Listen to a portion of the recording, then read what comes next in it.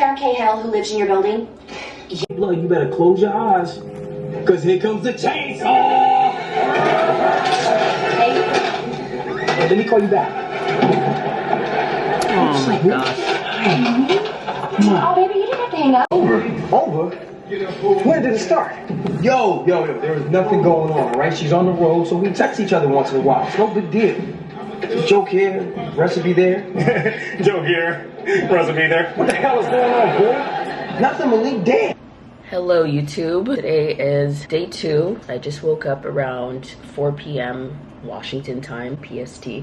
I am 3 hours behind Toronto, by the way. I don't know if I mentioned that. Of course, I need to get ready for work very soon. It is almost 5 o'clock at this time. This is my routine when I get up. I just get up, go to the washroom, freshen up, and then I start breakfast/dinner. I just had a sandwich that was like a tuna turkey sandwich. Right now, I'm just boiling some rice for later, like for tomorrow, because I like to just plan my meals ahead so that the day of, when I'm craving it, it's already ready, you know, it's already in the fridge. But yeah, other than that, I watch my Netflix for a little bit. Usually I only have about half an hour to an hour to watch a full episode. My goal is to leave the house by at least 5:45, like latest. Last night wasn't too bad. I had 2 nursing assistants working with me, so it was kind of like I had double the help, which was nice. So I'm praying that tonight is just as smooth. I'll show you guys the scrub fit of the night very soon. See you in the next scene. Bye.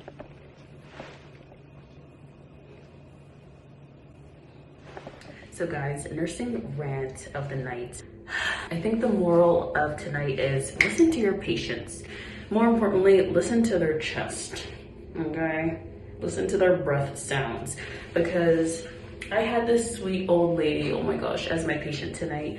And I'm just, you know, fooling around with her. I'm just like, do you like your medication in vanilla pudding or chocolate pudding? You know what I'm saying? You know, and she's like, I like chocolate, sweetheart. I was like, you got it, grandma, don't worry. But anyways, so it got a little serious after, because as I'm sorting out her medications outside of her room, I start to hear like a whistling sound, right? And it's coming from her. So I'm kind of like listening a little closer, right? Giving a closer ear to it. And she's literally wheezing out loud. Like all I'm hearing is. She's so funny because she's like, honey, I was whistling and I don't know how to whistle, okay? And I was like, girl, that's called wheezing, okay? Anyways, back to the story. So I'm just like, Miss Ma'am. So I just go through her medication list and I'm just like, okay, where are her puffers? Because she needs her lungs open. They are narrow right now, okay? There was nothing due under my end. So I went under her PRNs, which are her as needed medications. And at the top of that, I saw RT to administer, that's respiratory therapist to administer nebulizer, which is like a type of breathing agent, like a puffer kind of, sort of, to help them breathe better, obviously. So I'm like, okay, this is the only respiratory agent that she has on her list. So let me go ahead and call the RT to see her, because she's literally having audible wheezing right now. Like I can hear it out loud. It's a whistle, you know? So I call the RT, he comes right away and he gives her the nebulizer. And then I go into her room moments later and she's like, you know, sweetie, I want to thank you so much for calling that respiratory therapist to give me my puffers, because I feel so much better. Sweetie, thank you so much. She said all the other nurses brushed her off all week. Every time she said she had shortness of breath, like she was telling them that she had shortness of breath, she was wheezing. And then what they would do is they would check her O2 sat. It would be within normal range. And then they would just tell her, oh, you're fine, don't worry. And they would leave her. Guys, we need to stop doing this, because like, just because her oxygen status looks appropriate on paper doesn't mean that everything is all fine and dandy in here, okay? This brings me back to a student nursing placement experience that I had during my consolidation, which was my last semester of nursing school, when all we had was just placement straight, like no classes, just placement. And we had this one patient who literally, this lady was drowning in her own lungs. Like she was like grabbing the side rails and everything because she just could not breathe. And it's like all the nurses were brushing her off because they kept checking her oximeter, her O2 sat using the oximeter, and it was normal every time. But it's like clearly she still can't breathe regardless of the normal O2 sat. So it's like, you gotta look at other options. You gotta, first of all, listen to the breath sounds and record what you hear, okay? Because if you hear crackles, there's fluid in the lungs. Get some Lasix. You can still have a normal O2 sat with fluid in your lungs, unfortunately. I've seen it happen, you know? And then if it's those high-pitched whistle sounds, that's wheezing. Sometimes you don't even have to listen to the chest to hear the wheezing, just like tonight. I heard her wheezing out loud, and it was very, very subtle. Like, I could have missed it if I didn't pay attention.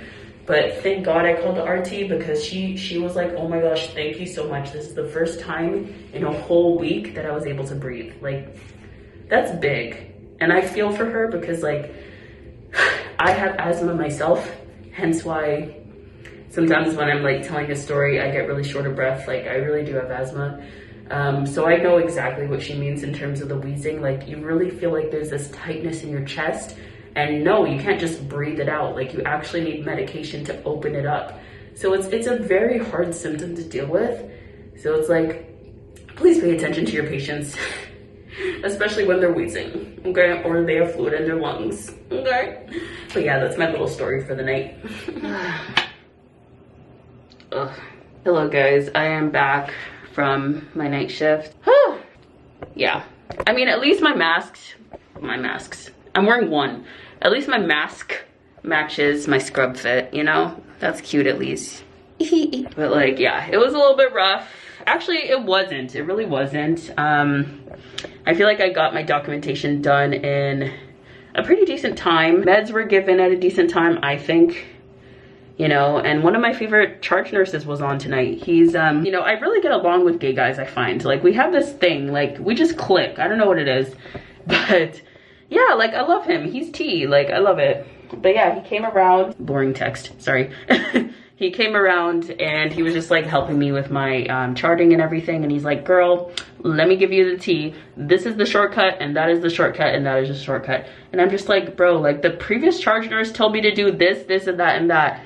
And I was just like, does this girl hate me? And he's like, oh, don't worry. She's like that with everyone. She has a bit of OCD. And I was like, you right. That makes sense. You right. You right. But anyways, I'm so thankful to be home. I'm definitely going to hit the stack real quick, but we got a shower, obviously, because gross. I literally just did a digital STIM too, which is, should I insert a clip? No, that's okay. I don't want to spoil y'all's appetite if you're eating while watching this. But yeah, just think of the dirtiest task you could do to a patient, and that's what I did.